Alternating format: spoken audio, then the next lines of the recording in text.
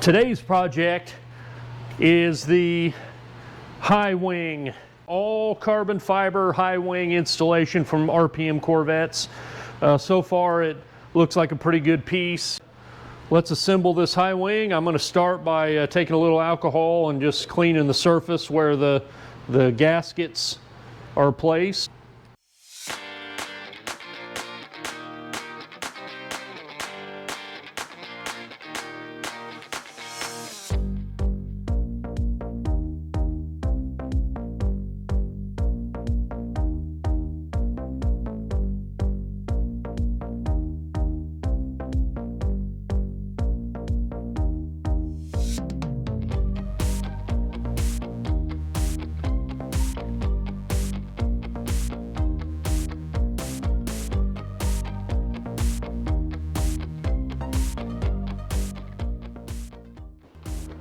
All right, now we have a fully assembled carbon fiber high wing. Now comes the real fun part, and jacking up the car and removing the bumper cover. One last look, guys, before the back bumper comes off and the low-rise Z51 spoiler is removed and the new carbon fiber RPM Corvette high wing is installed. All right, guys, as you've probably watched on numerous videos about C8s, there's a whole bunch of T15 torque screws on the top. There's several down here. You got to take this mud flap off. You have to bust loose the inner fender, pull it out of the way. There's several underneath the bottom where you have to take it loose.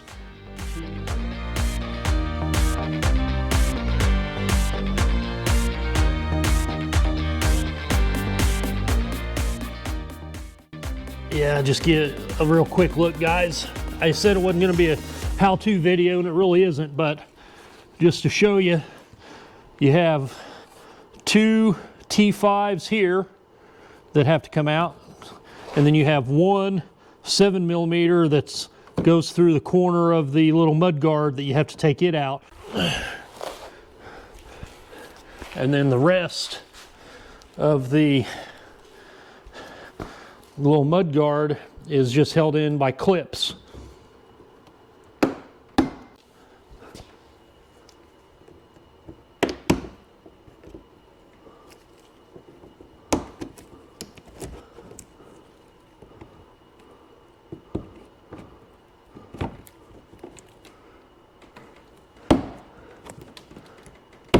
There we go.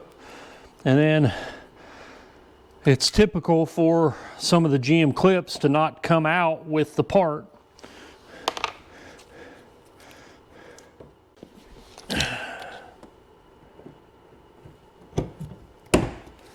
Yeah. So sometimes the little clip comes off the part and stays in the slot. Okay, we got her back on there. All right, so looking underneath, it looks like there's 1, 2,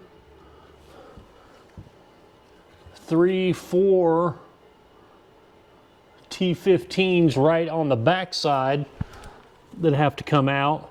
And I'm not going to remove the whole inner fender, I'm just going to peel it back. So there's 4 T15s at least, along with at least one little plastic push rivet, and there's other T15s that I might have to take loose, but let's see if we can get by without it.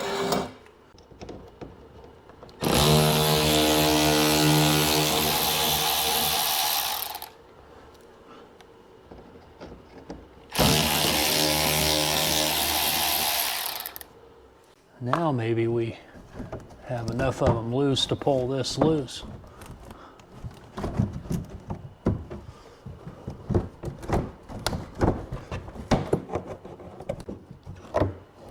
So I think that's as far as I'm going to take it. Yep. See if I can get into position to get these out of there.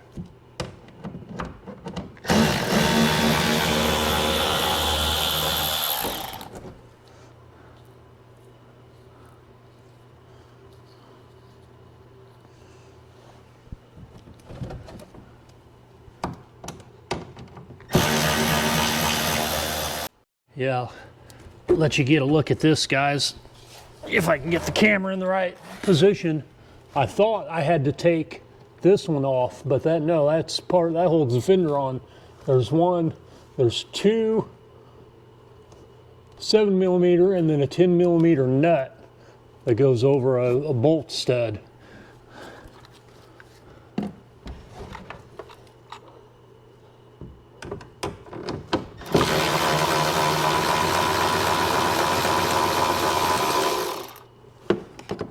Alrighty, now it's rinse and repeat on the other side and it should be ready to lift off.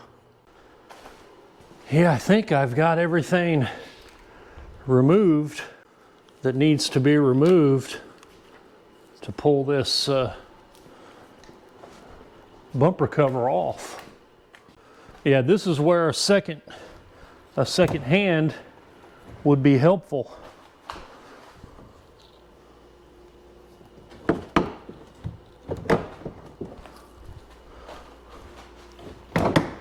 Ooh, it's coming off, guys. Now, I really need something to help me, since I don't have the second hand,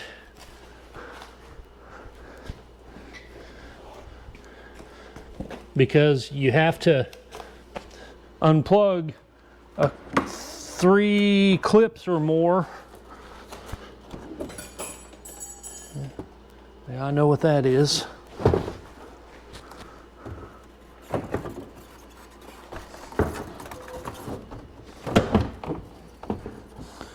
Okay. Gotta get my little helper here in position.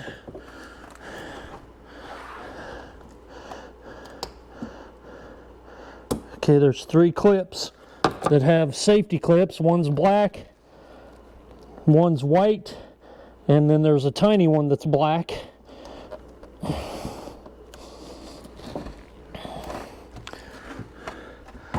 Okay, I'm gonna need a tool of some sort to help me along. There we go. All right.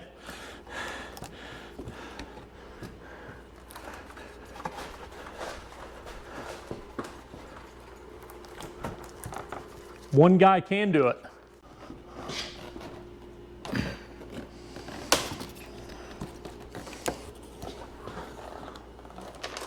All right, guys. Well, as in all the other videos that I've watched, they all say that you have to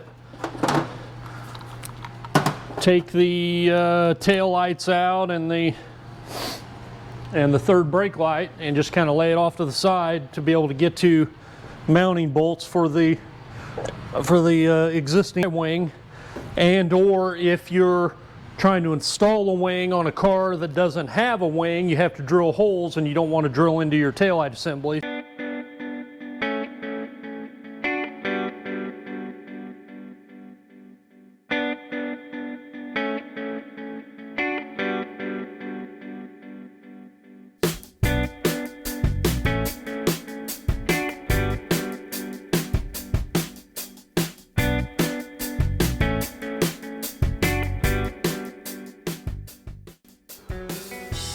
This is probably going to be the hardest part of the job, guys.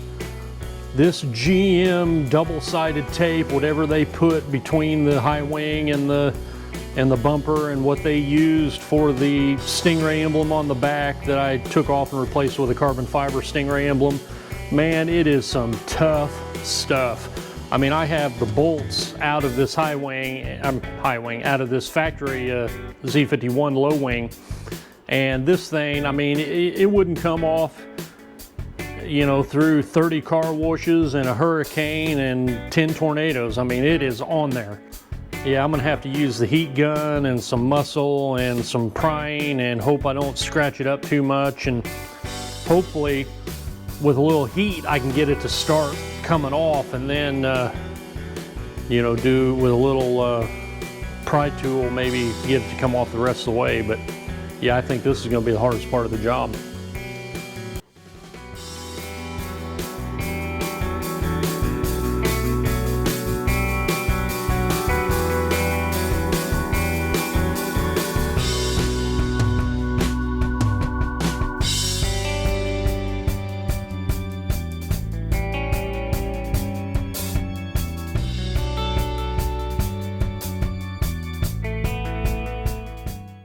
Yeah, I had a subscriber watch me struggle removing the Stingray emblem in my previous video, and he suggested using some floss, and I assume he meant dental floss or something like that. And I got to thinking about it, maybe that or some fishing line or some kind of thin string would probably work much better than the way I approached the removal of both the Stingray and the low Z51 wing.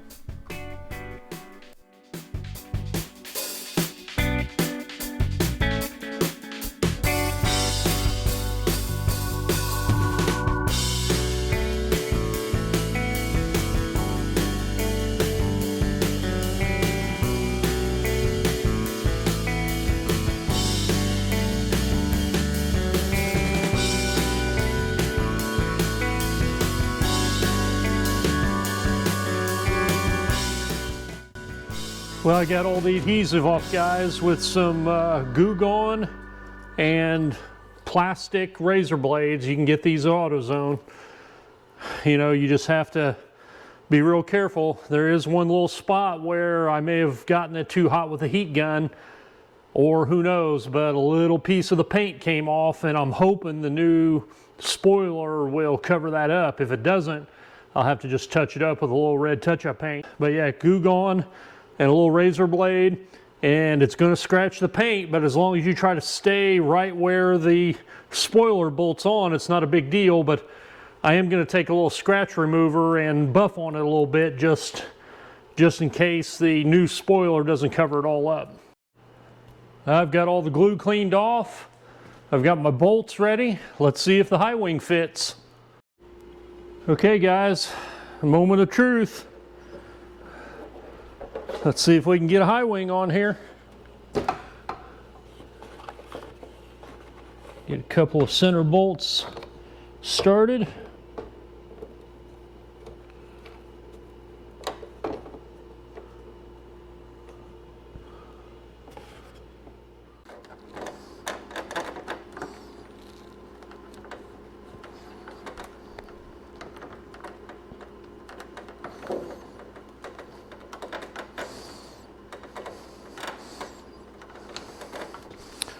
Well, that's not very promising so far.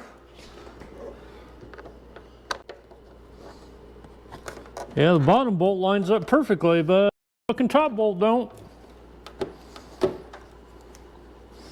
Let's try getting the top bolt in first. All right, I've got all the bolts in but one.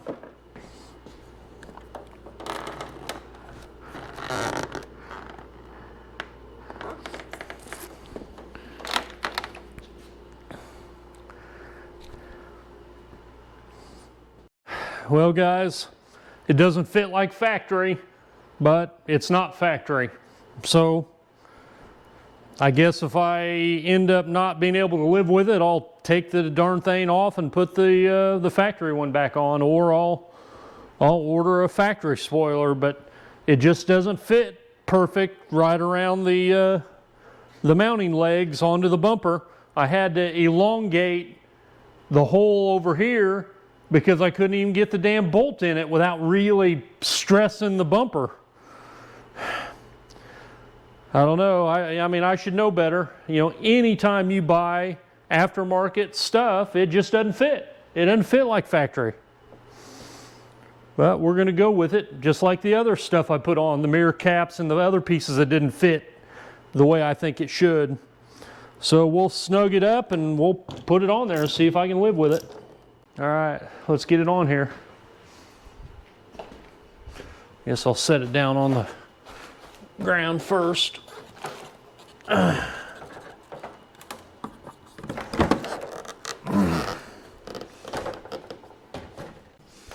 Yeah, again, this is where another hand would help.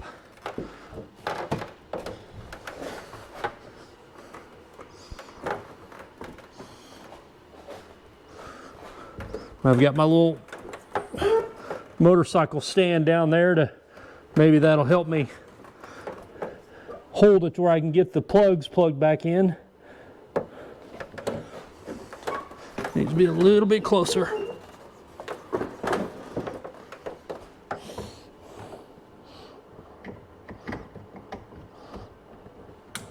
Okay, there's one.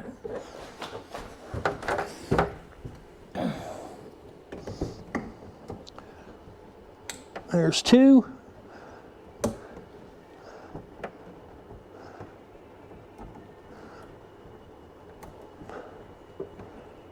And three.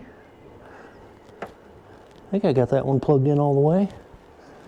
Yeah. Didn't feel like it though, but it looks like it is. Yeah. Okay. Now let's see how we...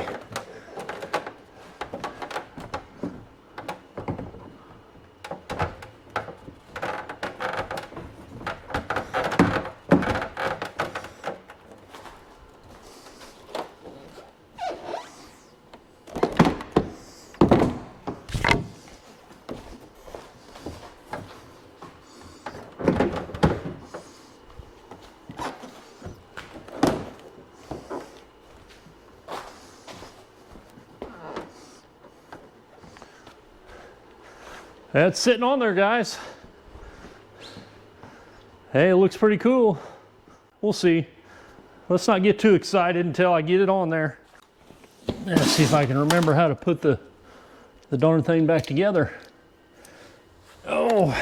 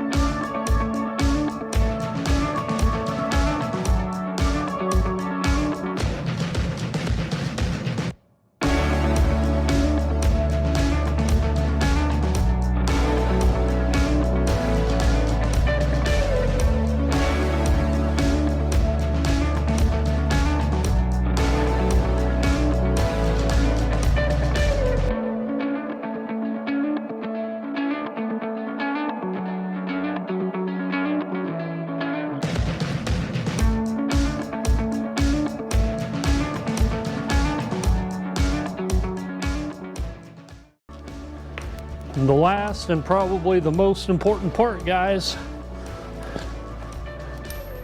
torquing to 140 foot-pounds.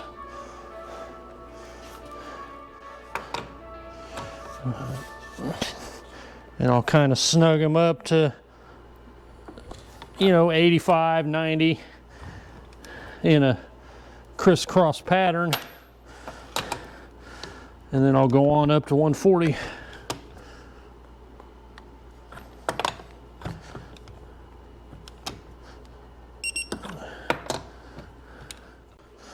Okay, let's take it on up.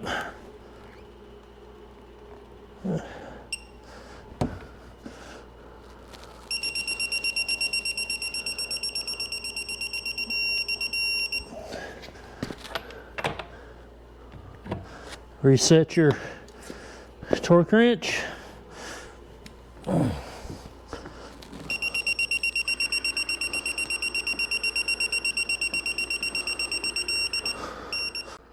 Let there be a high wing.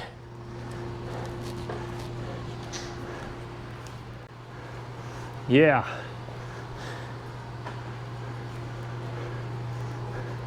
Yeah, a little disappointed in the fit, but I don't think, you know, anyone's ever going to really notice. Yeah, right there it's gapped a little bit, but you know, that's